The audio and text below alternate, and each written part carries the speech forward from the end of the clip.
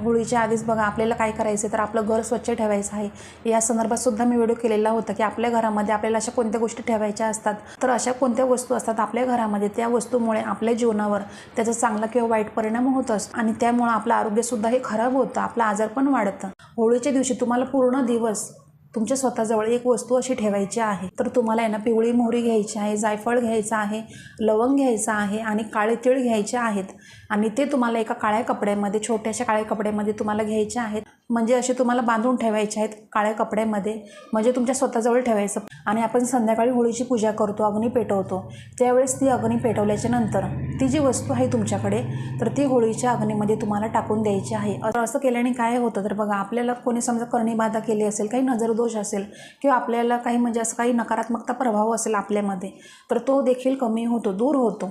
तर या संदर्भात तुम्हाला अजून माहिती जाणून घ्यायची असेल तर या व्हिडिओची संपूर्ण माहिती आहे आपल्या यूट्यूब चॅनलवर, स्वामी सेवा स्मिता यूट्यूब चॅनल आहे, तिथं जाऊन तुम्ही संपूर्ण व्हिडिओ पहा। धन्यवाद। श्री स्वामी समर्थ।